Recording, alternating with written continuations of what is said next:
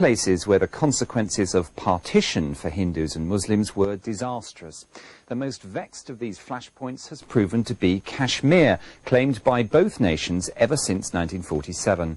Even last week's celebration of Indian independence required a huge security sweep, as I discovered.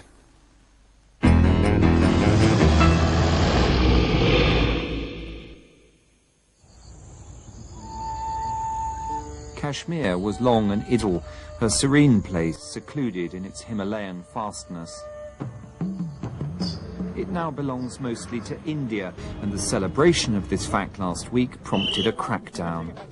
There were fears Pakistani-backed insurgents, so-called militants, might spoil the party. In Srinagar, the capital, hundreds of men were rounded up. Their freedom lay in the hands of concealed informers who might know an insurgent if they saw one.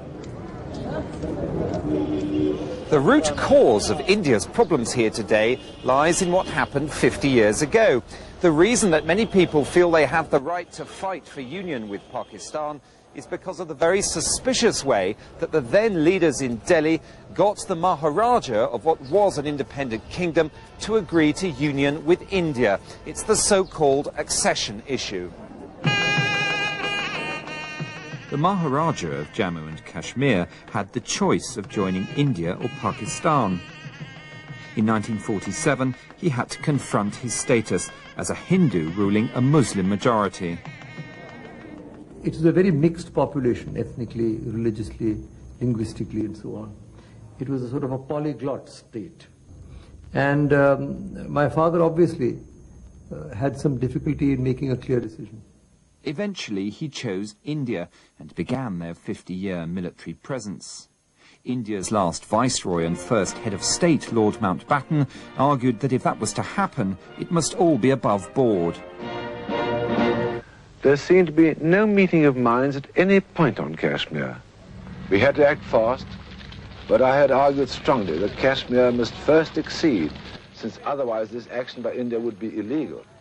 In a panic, the Maharaja agreed. Just in time. The crisis began when Muslim irregulars surged from Pakistan into Kashmir in October 1947. Tribals from Pakistani territory invaded Kashmir. With his military forces buckling, the Maharaja had to flee Srinagar on the 25th of October. The tribal invasion made up his mind for him. The raiders were within 3 or 4 miles of the airport. You know, it was touch and go, literally. But it was a long and very painful trip. And by the 26th, we were in Jammu. The Maharaja's flight from his 300-room palace in Srinagar delighted many of his Muslim subjects. When Maharaja fled away, we think that we will get the freedom, but there was not that case. But within 2 days or 3 days, the Indian soldiers came here and control everything. The Maharaja still had his winter palace in Jammu, where on the 26th of October he waited for India to save his kingdom. In the evening, when he went to sleep, he told us, he said, if the Indian army does not reach Srinagar by tomorrow morning, you don't wake me up, but shoot me in my sleep. Units of the Indian army were rushed to Srinagar for the defense of the valley. The Maharaja's wake-up call did not prove necessary. On the 27th of October, Dakotas ferried Indian army battalions to seize Srinagar airport and rout the irregulars. After 3 months of intense fighting, the threat to the valley was repulsed. But what about the accession which Mountbatten had insisted on? Without that signature on that date, Pakistan could claim invasion and go to war.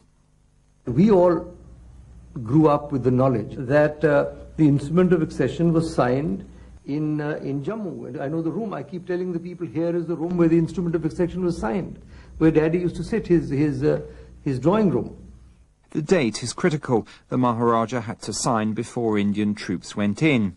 For years, India's maintained that its senior official, VP Menon, got the papers signed in Jammu on the 26th of October.